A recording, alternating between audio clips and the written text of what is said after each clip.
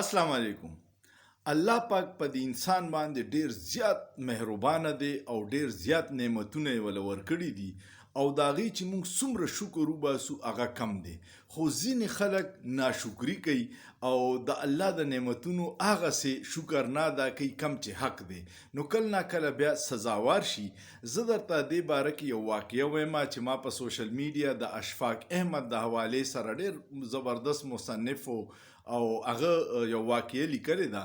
اشفاق احمد وایي چې زما یو د زناورو ډاکټر دوست و، نو یو ورځ زه هغه سره ملاقات له لاړم، خبرې مو کولې، نو هغه راته وایي چې تا ته یو عجیبه واقعه وایم.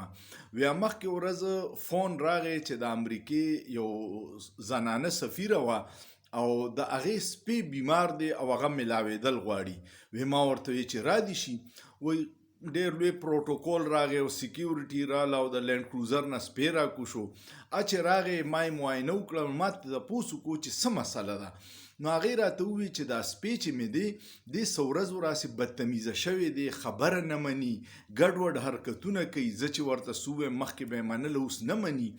وی ما چې اندازه واغسته نو ما هغې ته وی چې دا ته زموږ سره یو ورځ له پرېږده نو دی به ټیک شي. وی هغه سفیره زنانه چې وه تیاره نه وه، داسې ډېر دغه یې کوړی پې نه و، خو بیا مجبورن یې پرېښودی چې سپي علاج به کولی. وی چې سفیره لاړه، وی ما خپل نوکر ته ووی چې دا سپی بوزه او د میخې په کوټه کې وتړه او هر ګینټه پس په ډنډه باندې یو څو شړکونه وباسه او روټۍ به وله نه ورکوې، صرف وله اوبه ورکوه. وی دا ترتیب مو وساتو. په سبا چې امریکې سفیره راله، وی چې زما سپی څنګه دی؟ وی ما ورته وی چې ورېږه راولوي. نوکر ته مې وی چې هغه سپی راوله.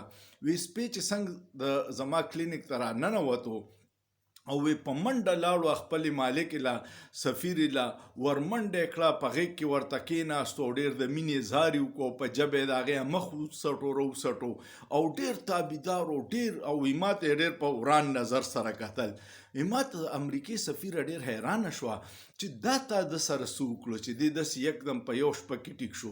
وی ما ورته وی چې د ده موږ دوه قسمه علاج وکړو، یو مو له نفسیاتي علاج وکړو، یو مو له فزیکل علاج وکړو. نو دی ټیک شو.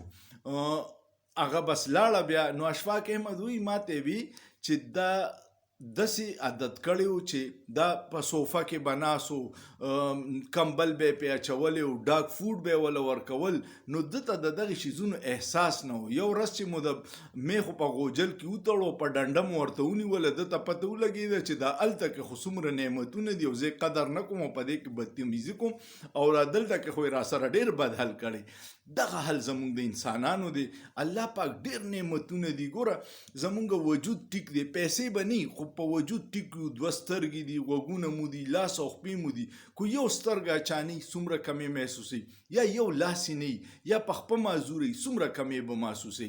نو په هر حالت کې د الله شکر وباسئ او دا کله ناکله چې مشکلات راشي دا زموږ سره دغه چل کی. الله پاک وایي چې په دومره دغه باندې ناشکره لوکوټي درته مشکل راشي چې ته ناشکري پرېږدې او شکرګزار بنده شي. امید لرم ستاسو به ویډیو خوښه شوي.